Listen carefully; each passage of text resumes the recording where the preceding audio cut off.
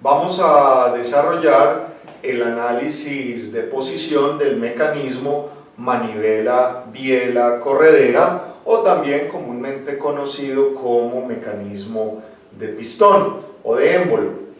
Entonces, vamos a considerar en este análisis que el grado de libertad que especificamos es el ángulo θ2, el ángulo que forma la manivela con respecto al eje de referencia, que en este caso está alineado con la dirección a lo largo de la cual se desplaza la corredera. Entonces, el propósito del análisis de posición en este caso, pues, será obtener expresiones o conocer el comportamiento de la posición angular θ3 de la biela y la posición o distancia de la corredera con respecto a este origen donde está articulada la manivela con el eslabón fijo. Entonces, de nuevo, el análisis de posición en este caso lo podemos especificar como dado θ2, pues deseamos conocer la posición de la corredera R4 y el ángulo que forma la biela con el eje de referencia θ3. Entonces, vamos a esquematizar los vectores que nos representan cada uno de los eslabones de este mecanismo. Entonces tendremos el vector R2, cuya longitud es la misma longitud de la manivela, que va desde la articulación O2 hasta la articulación entre la manivela y la biela, y el ángulo que forma este vector con respecto al eje horizontal, que denominamos el eje real, es θ2. El vector que nos representa la posición de la corredera, pues es este vector que he denominado R4, y pues en este caso, en este ejemplo que estamos ilustrando, pues este vector siempre está alineado con el eje real, no tiene componente imaginaria. Su ángulo con respecto al eje real pues siempre es 0, y lo único que va a cambiar pues es su magnitud, que nos va a representar pues la distancia de la corredera con respecto al origen O2. Y el vector R3, que nos representa la manivela, la biela, pues tiene la longitud de la biela, y el ángulo θ3 referenciado con respecto al eje real es este que se ilustra en la figura. Entonces tendremos que el vector R3 pues tiene este sentido que es diagramado en este dibujo. Va desde el extremo del vector R4 hasta el extremo o la cabeza del vector R2. Entonces, como podemos ver en este diagrama vectorial, pues la ecuación de circuito correspondiente, de cierre de circuito correspondiente al mecanismo manivela, biela, corredera, pues la podemos escribir bien observando que el vector R2 que nos representa la manivela pues siempre debe ser igual a la suma o a la resultante del vector R4 que nos representa la posición de la corredera más el vector R3 que nos representa la biela. Para cualquier configuración posible del mecanismo, pues esto siempre se debe cumplir. Entonces, de nuevo, la ecuación de cierre de circuito para este mecanismo la podemos escribir de esta manera. El vector R2 siempre tiene que ser igual al vector R4 más el vector R3. Ahora, escribiendo estos vectores utilizando la notación o la representación mediante números complejos, Entonces tenemos que R2 e a la i teta 2 es igual a R4, que como ya lo dijimos, solamente tiene componente real, está siempre alineado con el eje horizontal, entonces su ángulo con respecto al eje de referencia es 0, entonces solo tiene componente real, más R3 e a la i teta 3. Recordemos que es conveniente referenciar todos los ángulos con respecto al mismo eje para evitar ambigüedades o errores en la interpretación de los resultados. Si todos los ángulos los referenciamos con respecto al mismo eje de referencia, pues los sentidos positivos o negativos que obtengamos en los resultados los referenciamos y los interpretamos con respecto a la misma convención de ejes. Recordemos que utilizamos un sistema de ejes que sigue la regla de la mano derecha, en la cual sentido antihorario es positivo y horario será negativo. Y la dimensión del ángulo, la medida del ángulo, pues todas se hacen con respecto al mismo eje. Entonces, respetando esta convención, pues nos queda la ecuación de cierre de circuito de esta manera.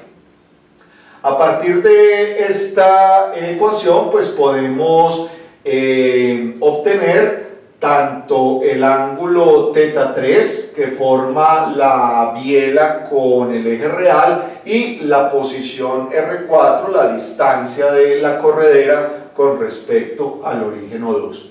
Entonces, igualando las partes real y la parte imaginaria de esta ecuación y despejando tanto el coseno como el seno de teta 3, entonces tenemos de la parte real, tenemos que el coseno de teta 3 pues es igual a R2 coseno de teta 2 menos R4 dividido entre R3 e igualando la parte imaginaria tenemos que el seno de teta 3 pues es igual a R2 seno de teta 2 dividido la longitud R3. Entonces, elevando ambas expresiones al cuadrado y sumándolas, recordemos que coseno cuadrado más seno cuadrado de un ángulo es igual a 1. Entonces, elevando estas expresiones al lado derecho de cada uno de estos términos al cuadrado, entonces podemos reorganizar o obtener esta ecuación cuadrática. R4 cuadrado menos 2 R2 coseno de teta 2 por R4 más R2 cuadrado menos R3 cuadrado igual a 0. Aquí hemos obtenido entonces una ecuación cuadrática en R4, donde R4 es la incógnita, la posición de la corredera.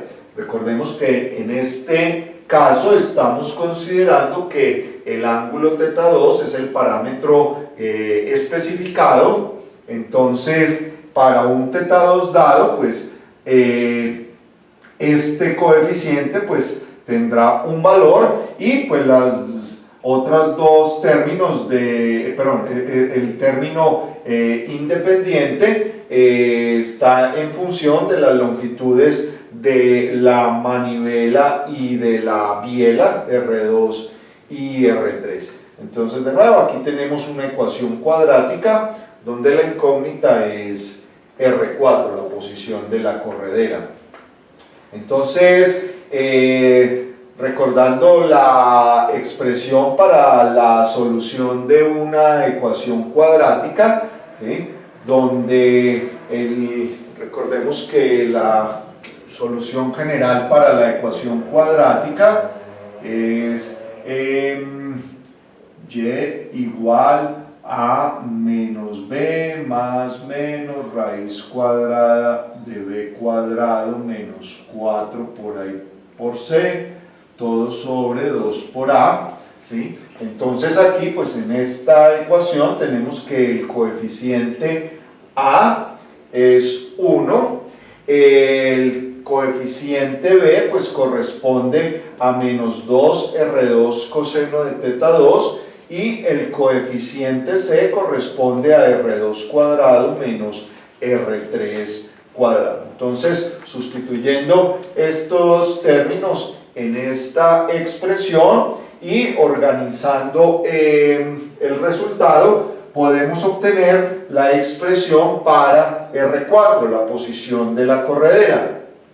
Es igual a R2 coseno de teta 2 más menos la raíz cuadrada de R3 cuadrado menos R2 cuadrado seno cuadrado de teta 2. Aquí pues observamos como lo obtuvimos también en el mecanismo de 4 barras, que pues algebraicamente podemos tener dos posibles soluciones para un teta 2.